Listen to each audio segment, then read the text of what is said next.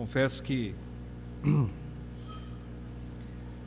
a gente, ao estudar esse trecho que nós vamos compartilhar nessa noite, confesso, realmente a gente precisa clamar ao Senhor, pedindo muita graça mesmo, sabedoria, por se tratar de um texto tão complexo, né? Tão rico, bastante consolador, mas ao mesmo tempo difícil para a nossa mente, para a nossa inteligência tão limitada, né?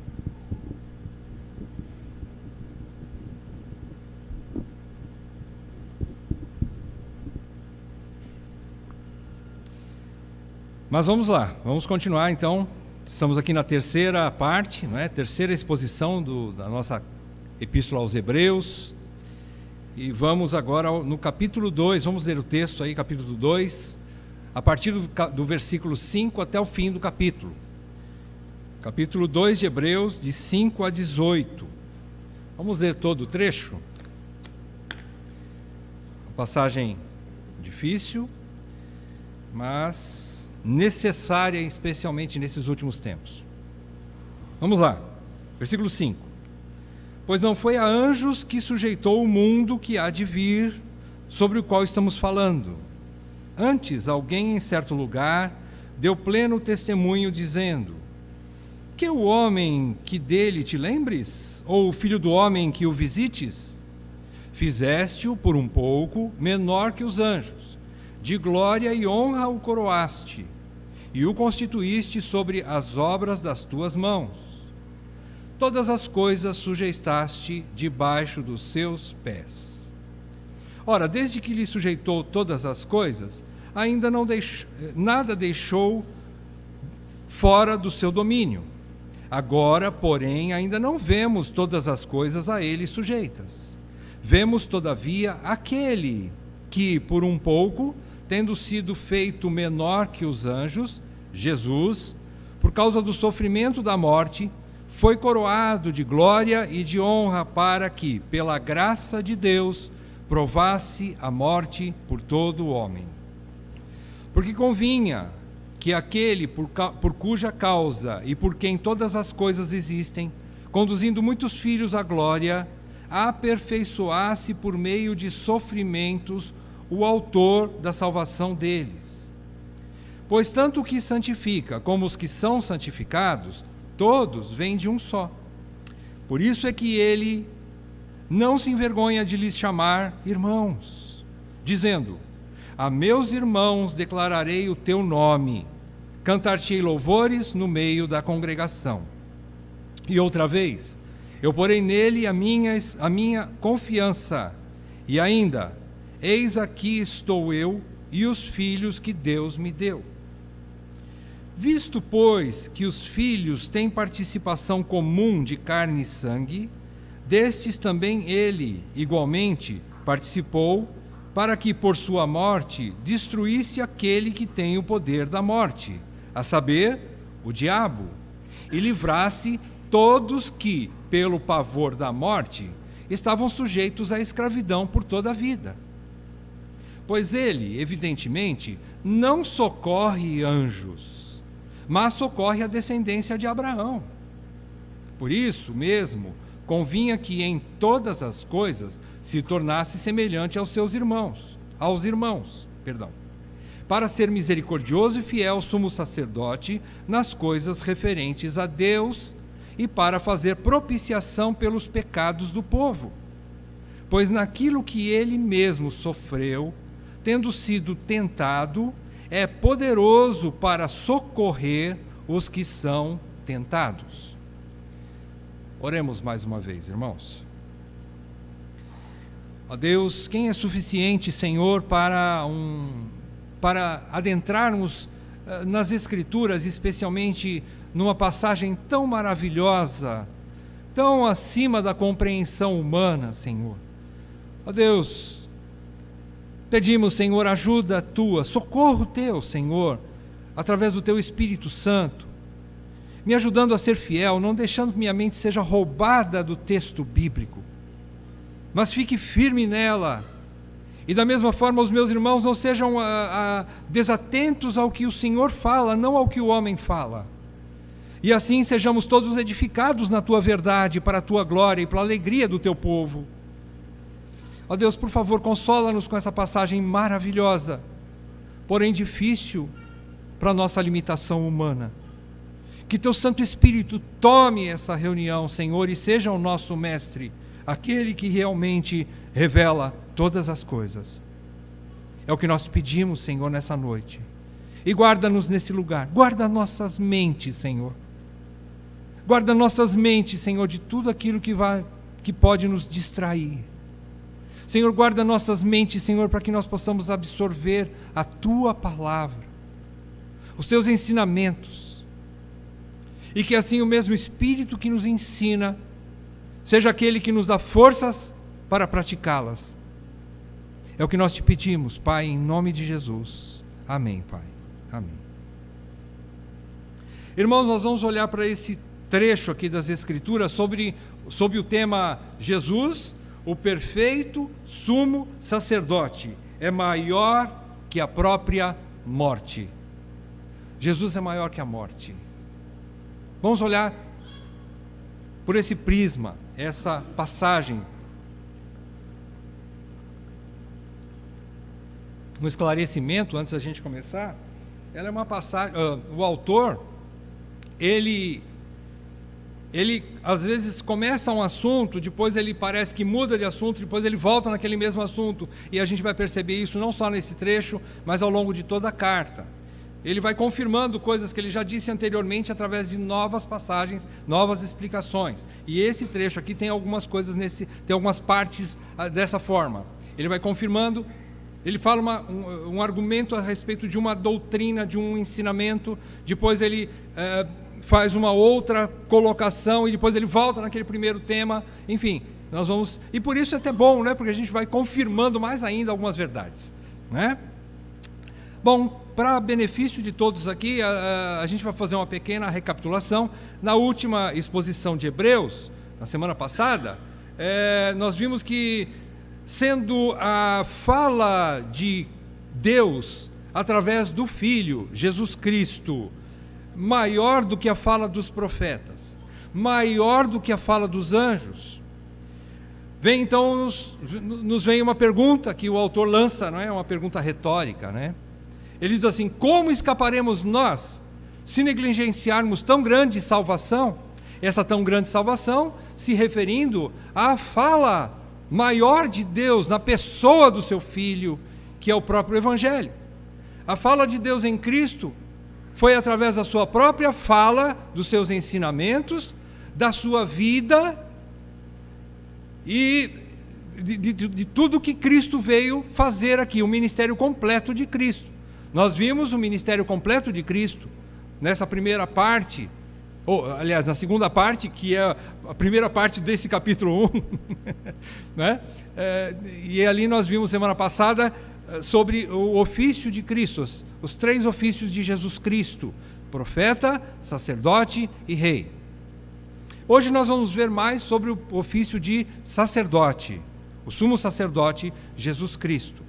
Então, voltando lá à recapitulação, a aplicação que nos foi dada através do autor, no capítulo 2, de 1 a 4, que ele faz a primeira exortação, na verdade, a aplicação está no versículo 1, ele diz: importa que nos apeguemos com mais firmeza às verdades ouvidas, para que delas jamais nos desviemos, de tudo que nós aprendemos a respeito da fala maior de Deus, através do seu Filho Jesus. O que a gente precisa então trazer para nós a respeito disso é nunca negligenciarmos as verdades ouvidas, nunca. Importa que nos apeguemos com firmeza a essas verdades, ou seja, não podemos negligenciar os ensinos bíblicos, não podemos negligenciar, seja através da igreja, seja através do estudo em casa, e enfim, todo estudo bíblico, né, precisa ser absorvido e praticado, nós não podemos negligenciar. Vamos agora então partir para essa próxima parte de Hebreus aqui, a partir do versículo 5, nós vamos ver agora que o autor continua falando sobre os anjos. Ele está se referindo ao versículo 14 do capítulo 1 ainda. E ele projeta ali no versículo 5, que nós vamos começar a estudar hoje, ele diz assim: pois não foi a anjos que sujeitou o mundo que há de vir, sobre o qual estamos falando. Ele está falando ainda a respeito do versículo 14. O que diz o versículo 14 do capítulo 1? Não são todos eles, ou seja, os anjos, espíritos ministradores enviados para serviço a favor dos que iam herdar a salvação? A resposta sim, eles somente são espíritos ministradores. Agora ele vai falar assim, com referência a esses anjos, ou seja, ao mundo que há de vir, ele chama aqui um mundo que há de vir. É um mundo que, na verdade, não é que esse mundo ainda não existe, ele já existe, porém está acima daquilo que a gente ainda tem contato com esse mundo. É um mundo angelical ou o mundo celestial, é mais bem colocado. O mundo celestial, o mundo eterno, a eternidade. Com referência a isso, ele vai começar a falar agora, não é? E nós vamos ver então que ele vai falar sobre os anjos em relação ao homem, e esse primeiro homem que ele vai falar não é Jesus ainda, não é Jesus encarnado, mas ele também vai fazer uma comparação entre os anjos e o Senhor Jesus. Ele vai fazer isso também ao longo do trecho que nós vamos estudar.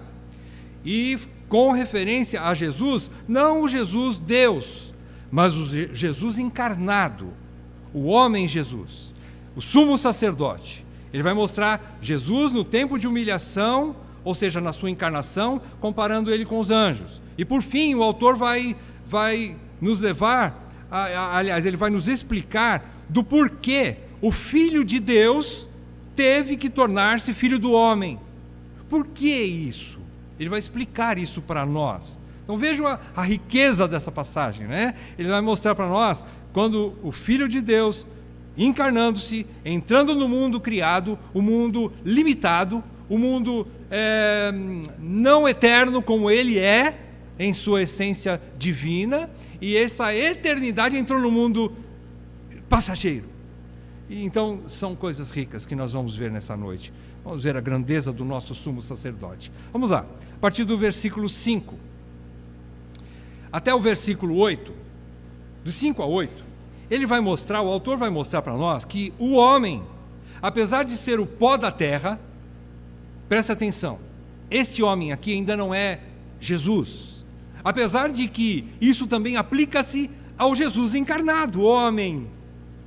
Então ele diz assim, que esse homem, ainda que seja pó da terra, ele foi coroado por Deus como o único ser na criação que traz em si mesmo a imagem e semelhança de Deus. E além disso, este homem também foi elevado a gerente, por assim dizer, ou administrador de toda a criação. O homem foi colocado para cuidar de toda a criação. Um representante de Deus como seu administrador de tudo que Deus criou, tanto no mundo atual, como no vindouro, que é isso que ele está dizendo aqui no versículo 5, ele está falando sobre um mundo que há de vir, ou o mundo vindouro, mas inclui-se o mundo de agora, dentro do mundo vindouro, que é o presente. É isso que nós vamos estudar também aqui agora. Então, este homem é o administrador de tudo que Deus fez. Toda a criação se sujeitou a ele. Quem? Ao homem. Ao homem. Ao homem criado. Romanos 8:20 diz isso, que toda a criação está sujeita. Depois você estude em casa. Nós estudamos bastante Romanos, né? Romanos 8:20 diz isso, que a criação ainda geme, aguardando a restauração dos filhos de Deus. Mas no versículo 8:20 de Romanos, Paulo diz que a criação está submissa àquele que a sujeitou. Quem é esse aquele? É o homem criado. O homem. Aqui ele está falando de Adão e da sua raça. Não só propriamente Adão, mas de toda a raça humana que sujeitou a terra, que sujeitou todas as coisas. Ele diz no versículo 5, pois não foi a anjos que sujeitou o mundo. Então ele está dizendo que os anjos lá do versículo 14, capítulo 1, eles são ministradores, eles são auxiliares, diáconos, por assim dizer, de quem? Dos eleitos, daqueles que hão de herdar a salvação. Quem são aqueles que vão herdar a salvação? O povo de Deus. Não é toda a humanidade, mas é uma parte da humanidade que Deus resolveu, por sua graça e soberania, salvar, predestinados para serem salvos. Esses são os que Deus sujeitou todo o mundo. Então, os anjos, eles não têm a autoridade do homem de governar o mundo criado. Eles são ministros, né? Eles são diáconos a favor, enviados para serviço, como diz o versículo 14 do capítulo 1, a favor dos que hão de herdar a salvação. Então, ele está falando de as pessoas, o homem aqui, versículo 5, e ele vai projetar depois em mais algumas explicações, usando o Salmo 8, do versículo 4 ao versículo 6, esse Salmo 8 que ele vai, a partir do versículo 6, que ele vai usar como base bíblica do seu argumento. O autor está usando o Salmo 8, de 4 a 6, só que se você for procurar na sua Bíblia, leia de 3 a 8, do Salmo 8, leia do versículo 3 ao versículo 8, você vai compreender um pouco melhor. Talvez para economizar aqui, para ir mais rápido na sua explicação, o autor usou só do versículo 4 ao versículo 6. Mas se você pega o Salmo 8, de 3 a 8, você vai ver os versículos 7 e 8, que realmente ele está detalhando que o homem está debaixo dos seus pés, o domínio sobre toda a criação, e ele começa a falar dos animais, das aves dos céus, dos peixes do mar, que você claramente percebe que ele está falando do homem Adão, que lá em Gênesis Deus lhe deu toda a autoridade sobre a criação. É isso que ele está falando aqui. Então, ele diz assim, versículo 6, antes alguém em certo lugar deu pleno testemunho dizendo, ele vai falar o Salmo 8, e Davi então, que é o autor do Salmo 8, diz assim, que é o homem que dele te lembres? Ou o filho do homem que o visites? Ele faz uma pergunta, e a resposta é, não, o homem não é nada, é verdade. Se você olhar para Deus, falando na grandeza de Deus, o que é o homem? O homem, nada. Ele é pó, ele é o pó do pó da terra. Mas olha o versículo 7, fizeste-o por um pouco menor que os anjos. Quer dizer, o homem, apesar de ser menor do que os anjos em poder, em grandeza, em autoridade, provavelmente em glória também, não é? Mesmo sendo um pouco menor do que os anjos, de glória e honra o coroaste, e o constituíste sobre as obras das tuas mãos, as obras das mãos de Deus. Então, o autor está querendo dizer assim, usando o Salmo 8 de Davi, as palavras de Davi, dizendo assim, o homem, Adão e sua raça, apesar de ser alguém desprezível, como diz o versículo 6, ainda assim, Deus lhe deu alguma honra, e lhe deu uma missão, constituiu sobre as obras das suas mãos, quer dizer, ele é o administrador de Deus, para cuidar do jardim e de toda a criação. Versículo 8, todas as coisas sujeitaste debaixo dos seus pés. De quem ele está falando? Mais uma vez confirmando, de Adão. Toda a criação está debaixo dos pés do homem criado. Então aqui ele está se referindo a Adão. O homem, então, esse homem aqui que toma conta de todas as coisas, ocorreu algo na sua caminhada que o impediu de que ele pudesse ter todas as coisas de fato debaixo dos seus pés. O que ocorreu? A queda. Por causa da queda, então, o autor, Davi, no Salmo 8, como também o autor aqui, entende que todas as coisas, no final do versículo 8, ele diz, agora, porém, ainda não vemos todas as coisas a ele, ao homem, sujeitas. Não é? Versículo 8, finalzinho, ele diz, ora, desde que lhe sujeitou todas as coisas, nada deixou fora do seu domínio, do domínio do homem. Mas algumas coisas ainda não vemos, no sentido de que nem tudo está de acordo com o original de Deus. Por quê? Por causa da queda. Então você vai perceber as 4 grandes doutrinas nesse trecho aqui, as grandes doutrinas da Bíblia, as 4 grandes bases do propósito de Deus relatado na economia de Deus, relatada em toda a Bíblia. Quais são elas? Criação, queda, redenção e consumação ou glorificação. Você vai perceber, entre linhas, não exposto de maneira clara, porém você vai perceber as 4 grandes doutrinas nesse trecho. Por isso que eu disse que é um trecho robusto e que vai requerer de nós bastante atenção nessa noite, não é? Então nós já vimos aqui que ele fala sobre a criação. O mundo que está sujeito ao homem é o mundo que Deus criou, e todas as coisas que criaram. Então ele já está mostrando o propósito de Deus na criação, é colocar o homem para administrar a criação. Então na criação, ele fala da criação, mas depois ele fala de uma limitação. Ele vai mostrar isso ainda,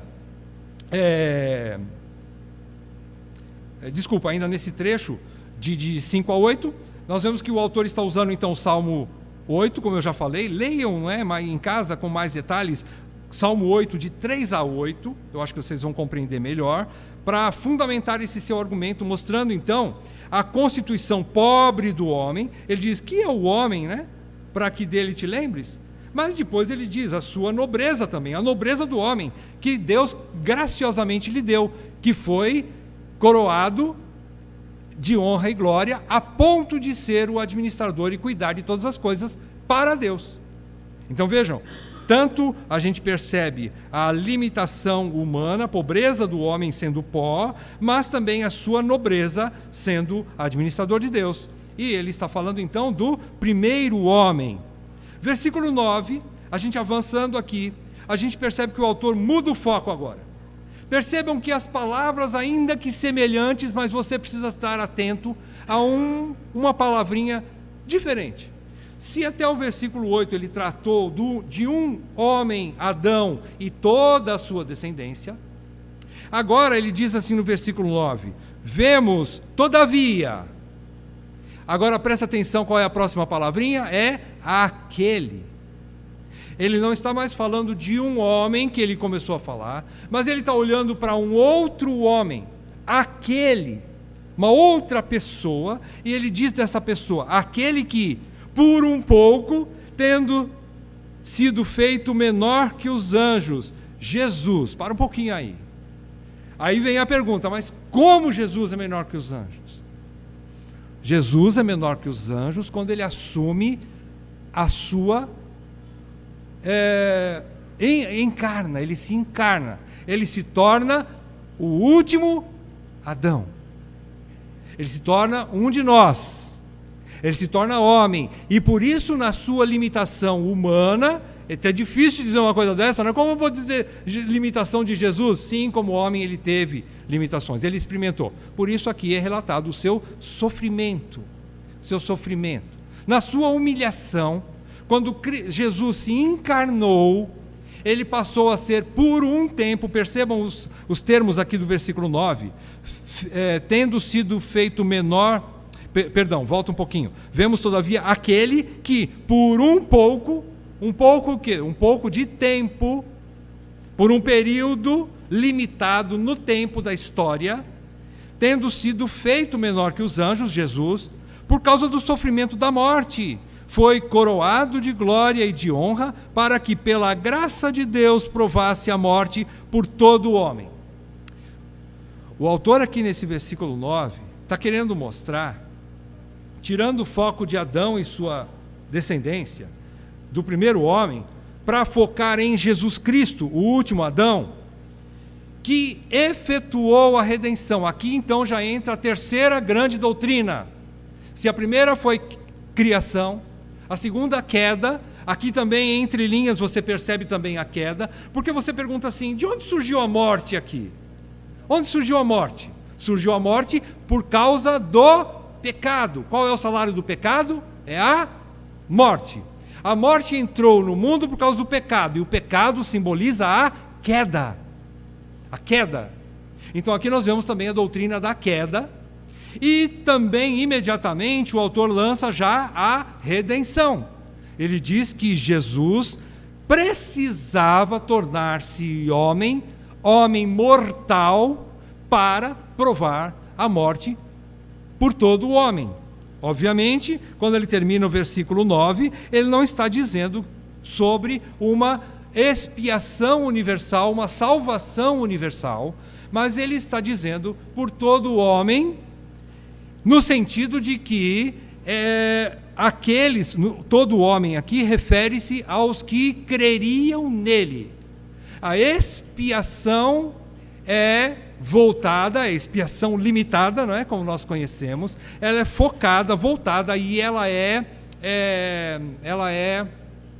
eficiente somente nos eleitos. Todo homem aqui quer dizer toda a categoria de homem, ou todo homem que cabe dentro do propósito de Deus da eleição. Por serem eleitos, então ele propiciou os pecados desses eleitos, e não do resto da humanidade, não de toda a humanidade. Então, aquele aqui é Jesus. Ele somente pôde provar a morte pela encarnação, quando tornou-se por um pouco menor que os anjos. Ele está dizendo assim, os anjos são maiores no sentido de serem eternos. Jesus, como Deus, é eterno, continua sendo e sempre foi, nunca deixará de ser. Porém, o Jesus homem é o mesmo, não é? Por isso que é um mistério, não é? Ele, como homem, ele precisava ser limitado e sujeito à morte.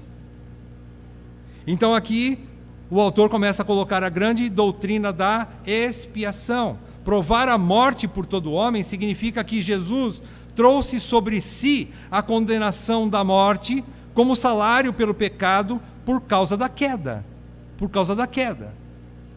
Para livrar da morte eterna os eleitos de Deus. Então percebam, uma passagem difícil, mas a gente precisa analisar palavra por palavra, analisar o contexto e também a ideia do autor, no sentido de que ele está falando sobre um assunto que ele começa, e dentro desse assunto a gente precisa ficar ligado nesse assunto, para não voar com outras ideias, a respeito de coisas que não estão dentro do contexto da passagem que ele está falando. Ele está falando de um homem, que agora é Jesus, que precisaria ser tornado homem para morrer no lugar dos eleitos. Foi coroado de glória e honra, e isso foi pela graça de Deus. O que significa pela graça de Deus? Não foi por mérito humano, foi pela graça de Deus. Quando você olha para a morte de Jesus, você tem que olhar e dizer assim, graças a Deus pela morte de Cristo, pois sem ela estávamos perdidos, todos iríamos para o inferno. Essa é a grande bênção do Evangelho, a sua morte e a sua ressurreição de Jesus Cristo. Então, versículo 9, nós vimos aqui algo sobre a redenção também, além da queda, da redenção. E agora ele foca então em Jesus, mostrando que o Adão, nos primeiros versículos, que é menor do que os anjos, mas que Deus constituiu ainda assim, sendo menor que os anjos, seu administrador das coisas criadas. Mas aquele outro homem, falando de Jesus, ele foi usado, ele assumiu essa forma humana para um propósito maior, um propósito de beneficiar a raça humana dos eleitos. Ele vai explicar melhor agora, versículo 10 a 13. Agora o autor explica o processo que Deus Pai aplicou para aperfeiçoar o Filho como sumo sacerdote. Versículo 10, ele diz assim, porque convinha que aquele, falando de Jesus novamente, por cuja causa, aqui é Deus Pai, ele está falando assim, porque convinha que aquele por cuja causa e por quem todas as coisas existem, falando de Deus Pai, conduzindo muitos filhos à glória, falando dos eleitos, aperfeiçoasse, falando da obra de Deus Pai na vida do Filho, veja bem, aperfeiçoasse através do quê? Qual é a ferramenta que Deus usou para aperfeiçoar o Filho? O sofrimento, o autor da salvação dele. Agora sim está falando de Jesus. Então, ele está trocando em miúdos. Versículo 10. Deus Pai aperfeiçoou o Filho através da ferramenta, do método do sofrimento, para que ele pudesse conduzir muitos filhos para a glória. Essa ideia aqui do versículo 10. O Pai trabalhou no Filho através do sofrimento para torná-lo aquele que levaria muitos filhos para Deus. Percebam agora que Jesus não é mais o único filho, mas Deus está querendo uma família bastante grande. Muitos filhos ele vai levar para a glória. Quem vai levar para a glória? O autor da fé deles, Jesus. Essa é a ideia do versículo 10. Versículos 11 a 13, ele vai explicar isso usando novamente textos do Velho Testamento. Ele vai usar em primeiro lugar o versículo 11 ele diz assim: pois tanto o que santifica, antes de chegar lá na confirmação bíblica, por assim dizer, não é? Desse argumento do autor, ele vai dizer no versículo 11 assim: pois tanto o que santifica como os que são santificados, todos vêm de um só. Por isso é que ele não se envergonha de lhes chamar irmãos. No versículo 11, agora o autor está dizendo o seguinte: tanto o que santifica, agora percebam a dificuldade para interpretar aqui, né? Mas aqui, esse que santifica é Cristo, Jesus Cristo é o que santifica. Santifica quem? Os que são santificados. Quem são esses que são santificados? São os eleitos, os crentes, que ele vai dizer lá na frente que são a descendência de Abraão. São os filhos de Abraão. Quem são os filhos de Abraão? Os crentes. Né? Então, esse que santifica, tanto ele, que é Jesus, o que santifica, o que separa para Deus, como os que são santificados, ou seja, o povo de Deus, todos eles vêm de um só. Vêm de quem? De Deus Pai. Todos eles pertencem à família de Deus Pai. O Pai, Deus Pai, tem muitos filhos.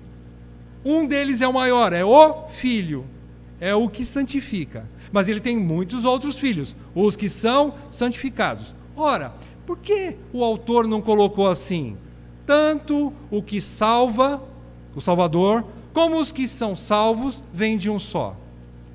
Talvez ele queira mostrar para nós a ideia ou a importância de uma outra grande doutrina, da santificação.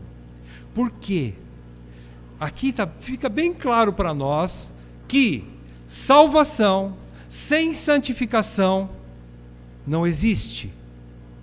Somente os que vivem hoje uma vida santa são realmente eleitos. Não adianta dizer, eu fui salvo, fui batizado, agora eu vivo do jeito que eu quero, não tenho mais compromisso com a igreja, não tenho mais compromisso com Deus, vivo fora do temor do Senhor, ninguém manda em mim, eu já fui salvo pela graça, então eu faço o que eu quero, sou dono do meu nariz. Não, porque se você não se santificar, Jesus vai se envergonhar de você. É o que ele vai dizer na sequência. Por isso que ele não se envergonha de chamar você que vive em santidade de irmão. Porque você é semelhante a ele, como ele é santo. Ele é santo. E ele te santifica para que você seja semelhante a ele. Dessa forma, sim, você tem as credenciais de um eleito. Qual é a credencial de um eleito? Ele é santo. O verdadeiro salvo, ele é santo. Ele se santifica. Então, é isso que ele quer dizer aqui no versículo 11. Tanto que santifica, como os que são santificados, vêm de um só. São todos filhos de Deus. Em última análise, todos são filhos de Deus, porque vivem em santidade. E ele termina dizendo, por isso é que ele não se envergonha de lhes chamar irmãos. Agora sim ele vai usar o argumento usando o Velho Testamento, dizendo, Salmo 22, versículo 22, é o que ele aplica aqui. A meus irmãos declararei o teu nome, cantar-te-ei louvores no meio da congregação. Veja bem, que esse Salmo 22, aplicando-se a Cristo, ou seja, o salmista quando escreveu, ele já estava, é um salmo messiânico, chamado um salmo messiânico, apontando para Jesus, já estava mostrando que esse Jesus não tinha vergonha de dizer assim, eu vou cantar no meio da congregação, junto com os meus o quê? Irmãos. Ele não se envergonha de chamá-los de irmãos. E mais, agora ele usa o versículo 13, ele usa Isaías 8, 17 e depois versículo 18. Ele diz assim: e outra passagem bíblica, eu porei nele a minha confiança. Isaías estava passando por uma crise e ele diz assim: eu porei nele a minha confiança. Mas o autor pega esse trecho e aplica a Jesus e diz que, da mesma forma, o Senhor confiou no Pai. E no versículo 18 diz assim: eis aqui estou eu e os filhos que Deus me deu. Quando Isaías estava escrevendo isso, ele estava se referindo provavelmente aos seus próprios filhos e ao povo de Deus que estava debaixo da sua autoridade profética. Mais ou menos isso. Mas ele aplica a Jesus. Quando Jesus diz: aqui estou eu e os filhos que Deus me deu. Mostrando novamente que Jesus não se envergonha dos seus irmãos, que são também filhos do mesmo pai dele. Então veja aqui, até o versículo 13, então, nós vimos que o autor agora ele passa a explicar, então, como que Deus trabalhou nesse processo, a ponto de fazer com que Jesus não tenha vergonha dos seus irmãos, que Jesus fosse aperfeiçoado. O interessante aqui é que o termo aperfeiçoar, ou teleio, ele significa que não é que Jesus precisava, como Deus, precisava ser aperfeiçoado, porque não, ele já era perfeito. Mas como homem, ele precisava, é o mesmo texto aqui, o mesmo aperfeiçoar é completar, é fazê-lo maduro. Fazendo maduro, Jesus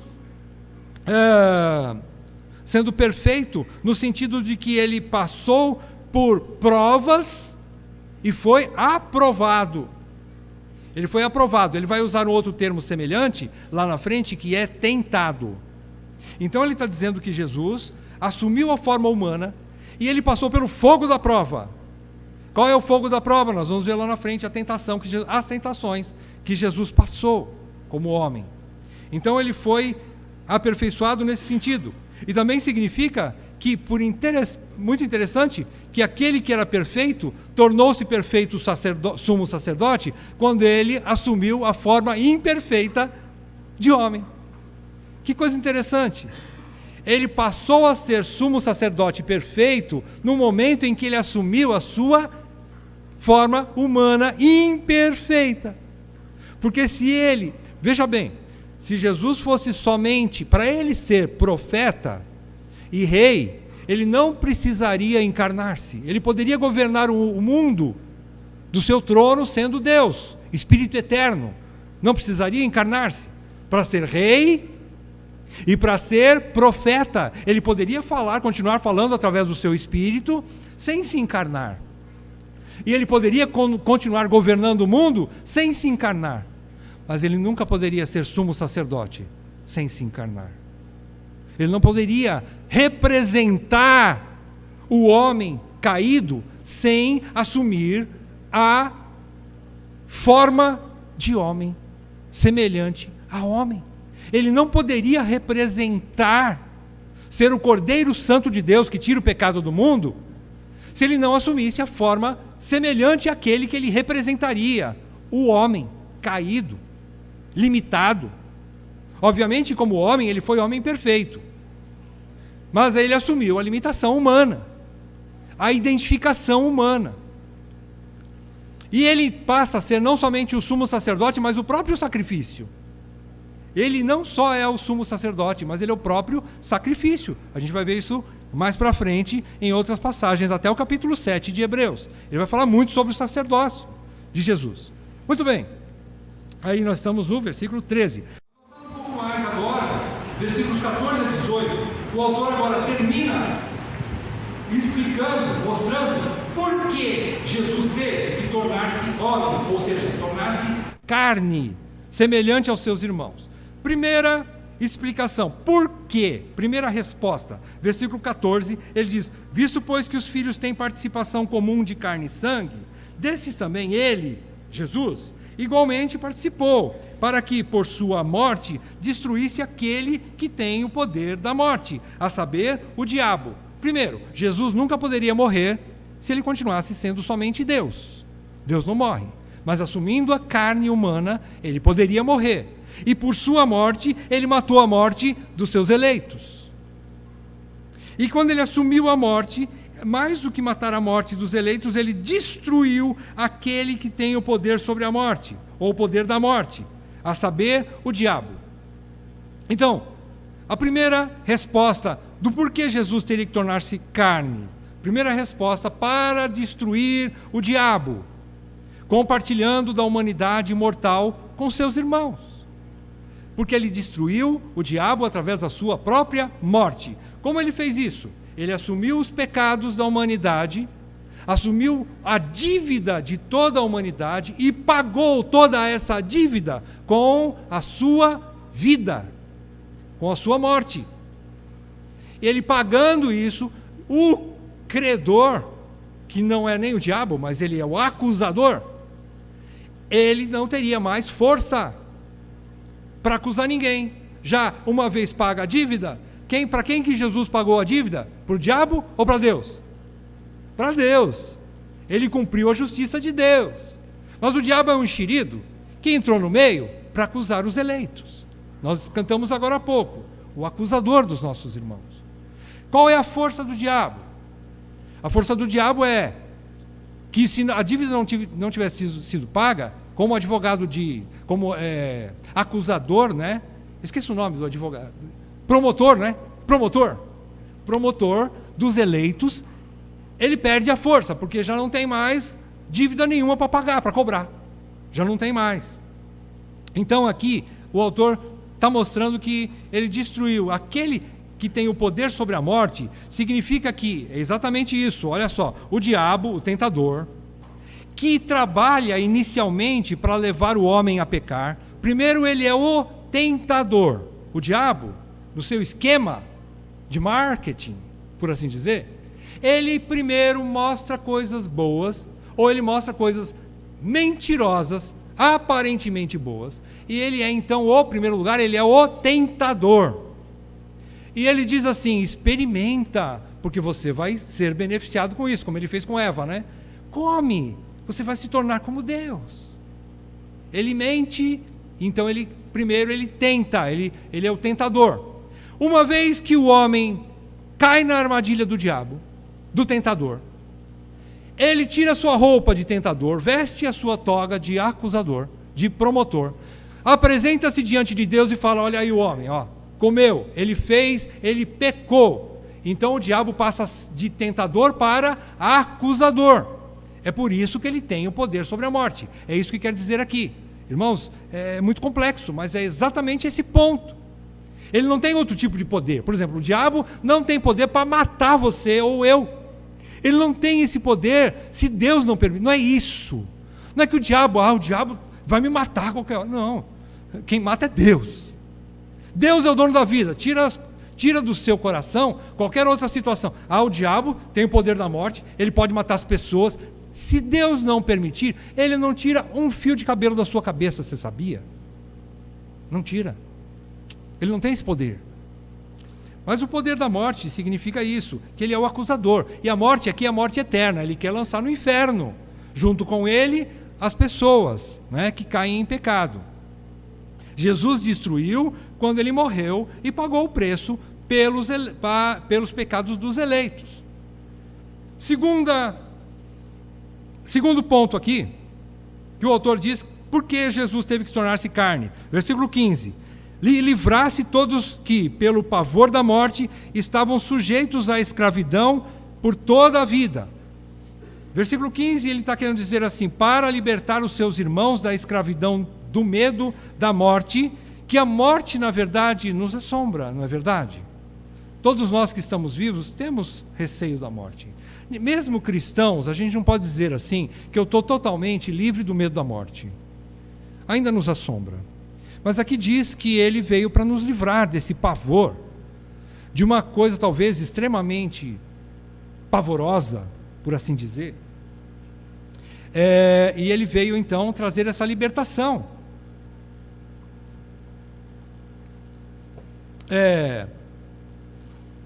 Que a morte então é o nosso último inimigo, como nós vemos lá em 1 Coríntios 15, 26. Anote para você ler em casa.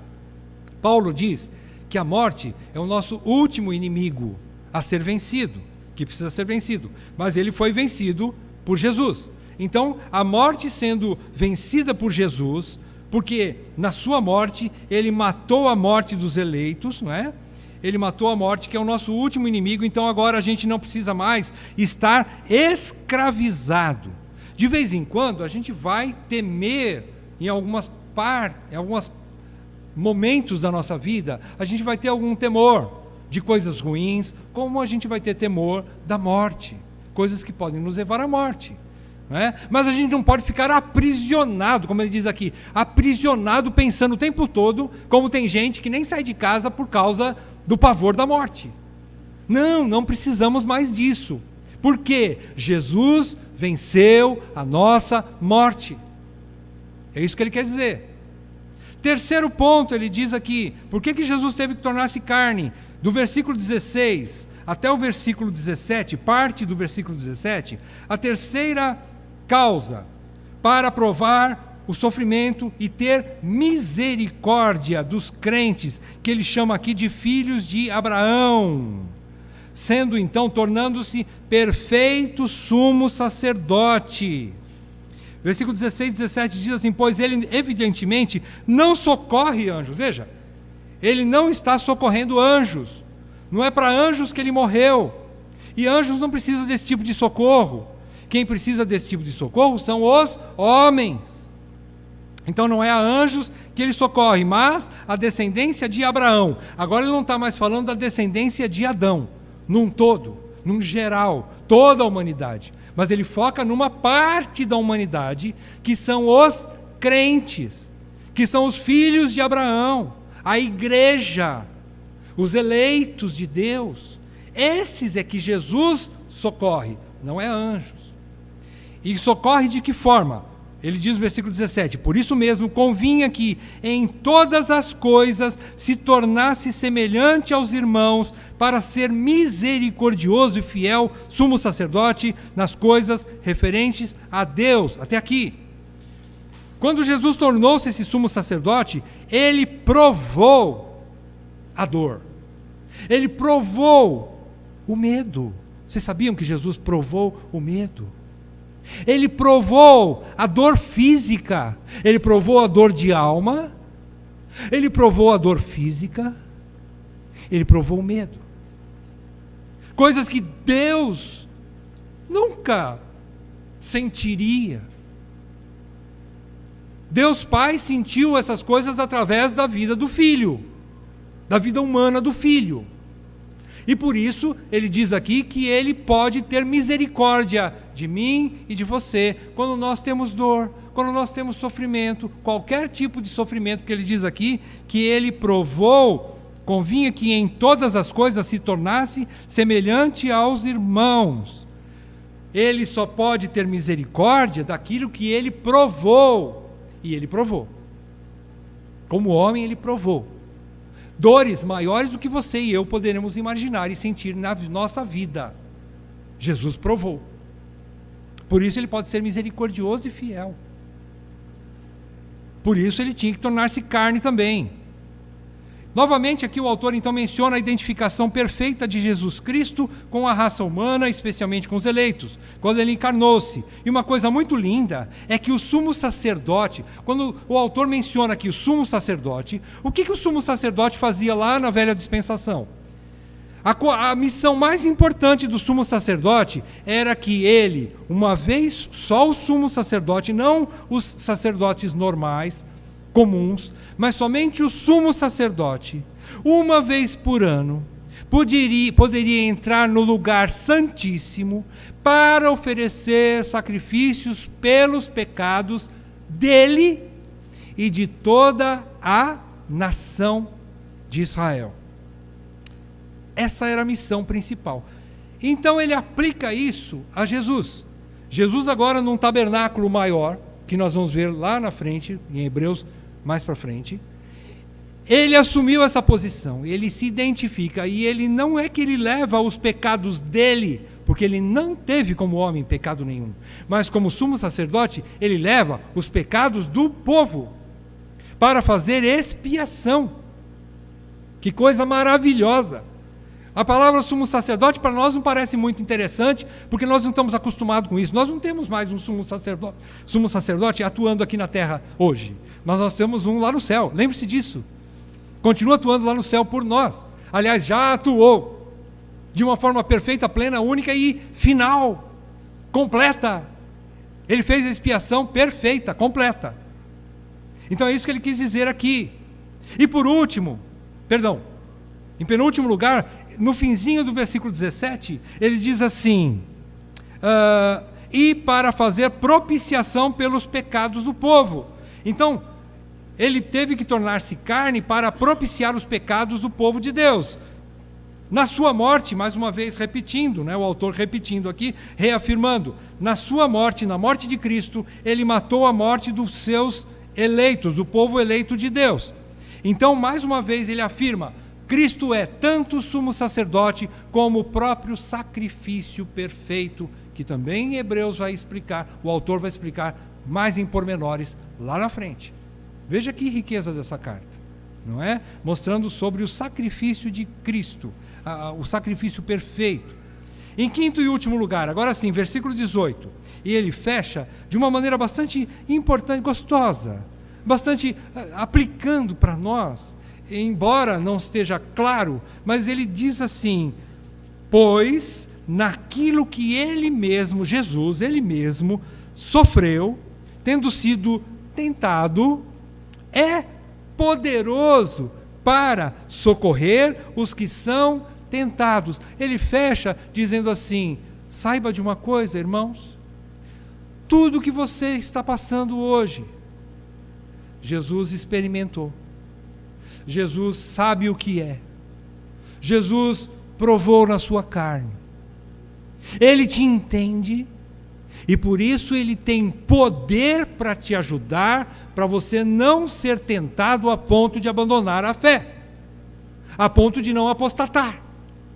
Então ele fecha dizendo assim, não desista, meu amado, porque Jesus sabe o que é ser tentado.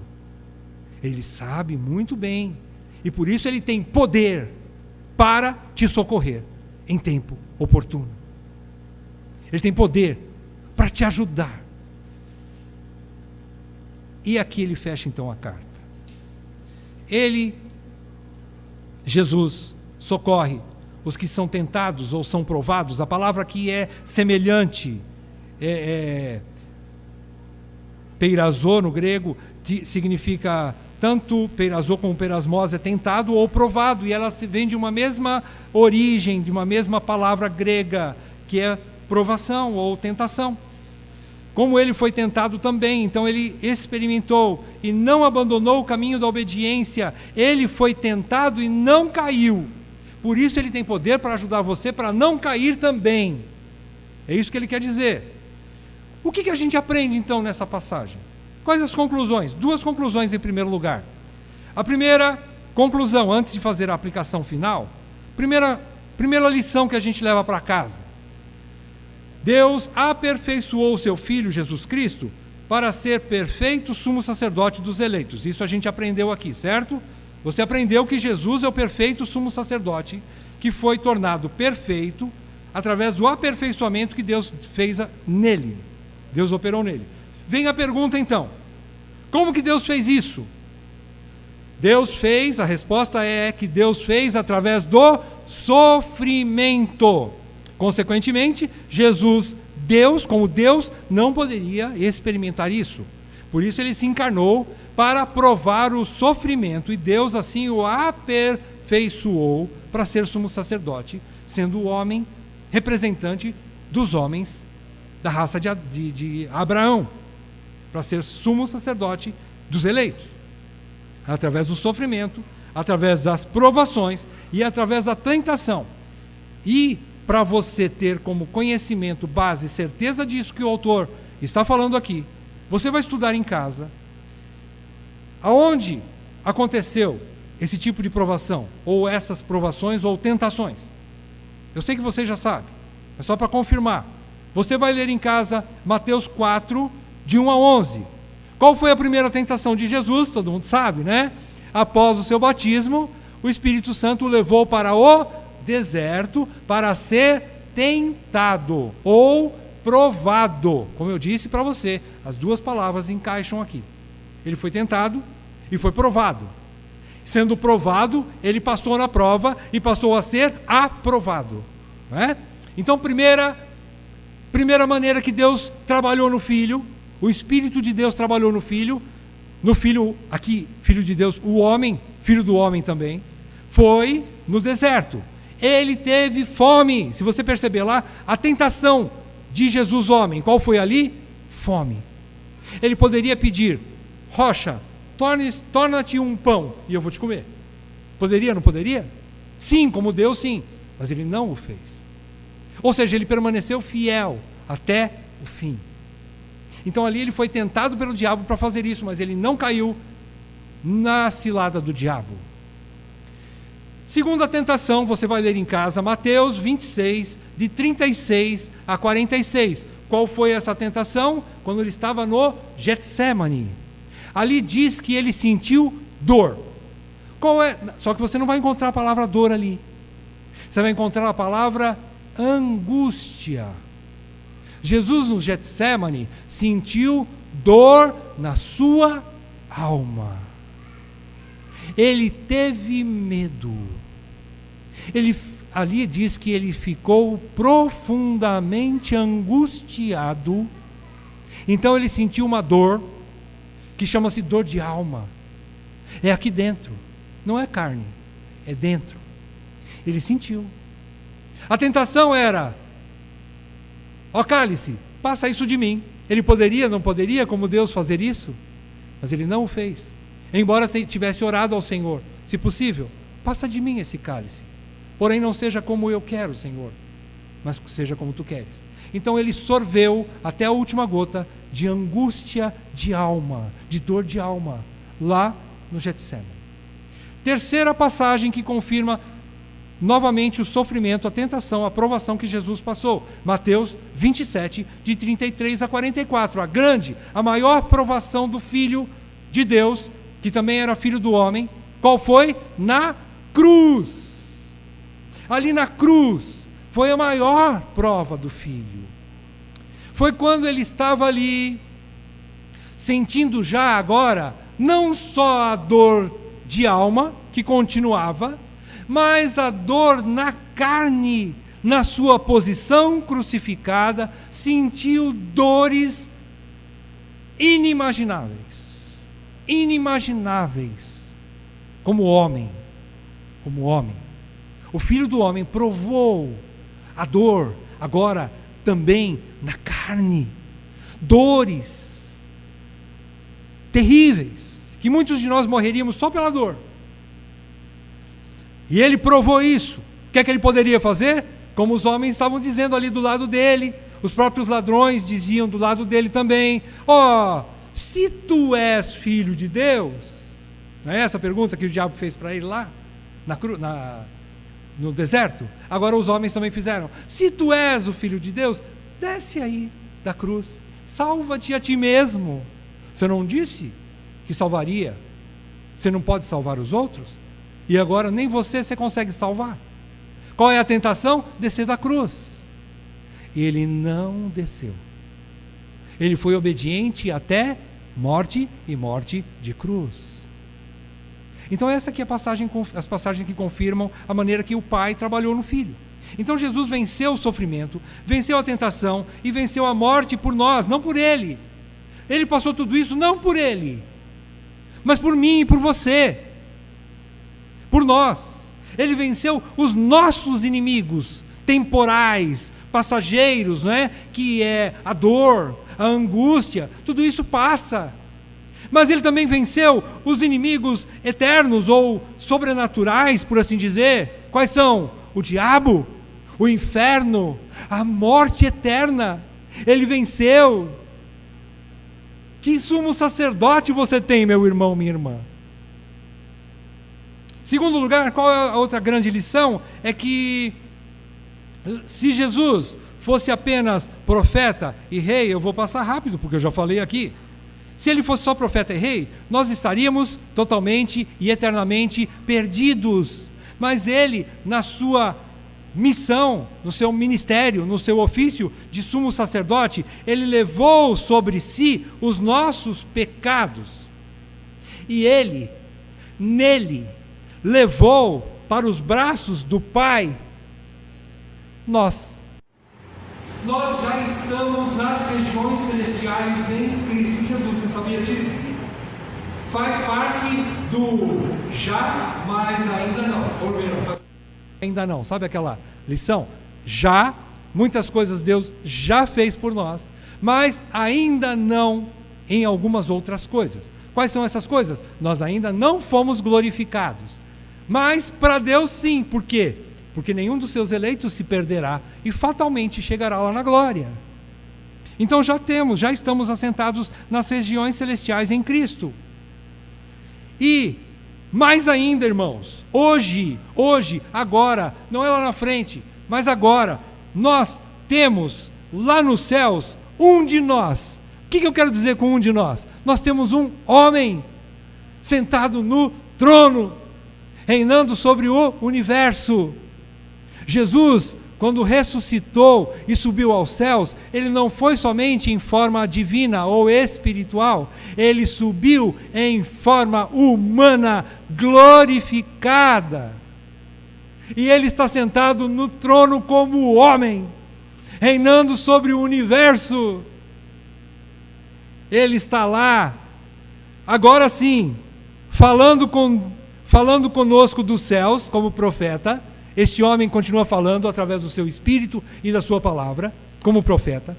E lá dos céus, ele está reinando sobre todo o universo. Ele está sentado no trono, lá nos céus, como rei. E também, como sumo sacerdote homem, ele está lá, assentado do lado do Pai, intercedendo por mim e por você. Ele está lá, intercedendo, o sumo sacerdote, intercedendo. Por isso, agora sim vem a final aplicação, de todo esse ensino. O maior antídoto contra a tentação de abandonar a nossa fé em Cristo, que nós vamos passar por muita tribulação, diga-se de passagem. Você e eu vamos passar por muitas provas querendo roubar a nossa fé. Espere isso, irmãos. Não sou profeta, mas eu quero dizer o que a Bíblia diz, que nos últimos tempos teríamos isso. A apostasia seria uma grande realidade. Que não seja comigo, que não seja com você. Então apegue-se a esta verdade ouvida aqui nesta noite. Que Cristo, Ele fez tudo isso por você. Isso tem que consolar o teu coração. Tem que servir como antídoto contra a tentação de você abandonar a fé. Por causa do sofrimento e do medo da morte, que se você ainda não está passando, provavelmente vai passar. Com bastante certeza, aliás, provavelmente não. Você vai passar. Então Jesus, o nosso sumo sacerdote e representante legal diante de Deus agora, é maior do que o inferno, é maior do que a condenação, é maior do que o diabo e é maior do que a morte. Guarde isso no teu coração, irmãos. Cristo é maior do que a morte, o teu último inimigo. E qualquer outro inimigo que haja contra a sua fé, Cristo é maior. Cristo venceu. Portanto, agora sim, busque a Ele nos momentos de extremo sofrimento e de dor, e principalmente nas tentações de desanimar da fé, porque muitas vezes as dores deixam a nossa fé abalada, não é mesmo? Eu não sei você, mas a minha deixa. Muitas vezes nós sofremos, passamos por decepções, passamos por crises, passamos por dores, seja da alma, seja física, seja outras dores quaisquer, mas nós somos tentados a abandonar e a pensar, será que vale a pena tudo isso? Não deixe que isso ocupe a sua mente, porque eu também estou lutando contra isso. E quero convidar você junto comigo para lutarmos a mesma luta. A mesma luta. Mas quem vence essa luta por nós? Eu? Você? Não. O vencedor. Quem é o vencedor? Jesus.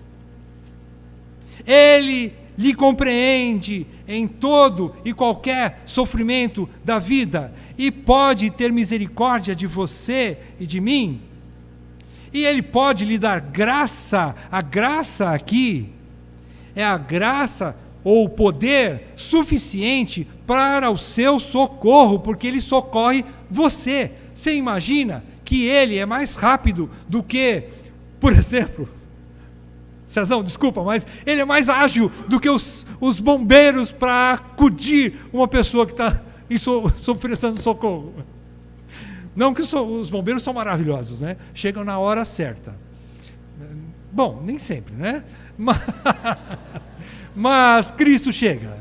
Cristo chega na hora certa. Ele está preparado, o socorro, bem presente na hora da angústia. Ele te compreende, meu irmão. Não fica com essa ideia na cabeça: mas eu vou falar para o Senhor, eu vou orar para Ele, vou pedir ajuda. Eu estou sofrendo de tentação sexual, eu estou sofrendo de tentação contra a pornografia, contra a bebida, contra muitas outras coisas aí. Cristo compreende isso, Ele foi homem como eu e como você. Então busque Ele tem poder para isso, irmão. Você vai ficar de pé, você não vai cair não vai. Porque Ele é a sua rocha. E vai te sustentar no momento da tentação. Eu quero terminar lendo 2 textos aqui, eu sei que já passou do tempo, me perdoem, mas eu preciso ler. 1 Coríntios, abra comigo, eu quero que você abra comigo. 1 Coríntios, capítulo 10, versículo 13. Olha a promessa de Deus em sua palavra. 1 Coríntios 10, 13. Não vos sobreveio tentação que não fosse humana, mas Deus é fiel e não permitirá que sejais tentados além das vossas forças. Pelo contrário, juntamente com a tentação, vos proverá livramento, de sorte que a possais suportar. Primeiro, a tentação que você está passando, não é impossível de você se livrar dela, não. Não venha com jurumelas aí, não é? Mimimi, como diz recentemente, né? Eu caí em tentação, o cara era tão bonito, eu caí na lábia dele. Não. Você cai porque você quis. Tiago diz: nós somos tentados e caímos por nossas próprias concupiscências. Deus não manda tentação que não seja humana, ou seja, capaz de ser resistida. E mais do que isso, além de você poder resistir, porque a tentação é humana, você pode resistir. Se você estiver fraco, você ainda pode pedir ajuda. Esse livramento aqui nada mais é do que Jesus do teu lado, te sustentando. Quando você ora e busca Ele. Que nos momentos de tentação, às vezes a gente não quer, né? Porque é tão gostoso. E a gente se entrega à tentação. E cai em tentação. Cai em pecado. Porque você quer. Não culpe Deus. Não culpe a bonitona ou o bonitão.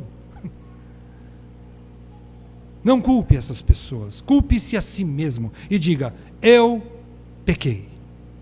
Eu somente pequei. Fiz o que é mal diante dos teus olhos. De sorte que és justo no teu julgar e puro no teu falar. Se o Senhor me consumir agora, o Senhor tem toda a razão. O Senhor é justo. Eu mereço. Mas tem misericórdia de mim. Peça perdão para Deus. Mas aqui ele está mostrando antes de cair.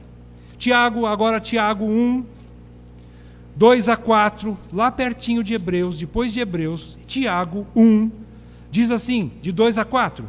Meus irmãos, tende por motivo de toda alegria o passardes por várias provações. Espera aí, Tiago. Você está ficando louco? Como assim? É alegria passar por provações? Se a provação pode me levar à tentação? Calma aí, Tiago vai explicar. Por que da provação? Versículo 3. Sabendo que a provação da vossa fé, uma vez confirmada, produz perseverança.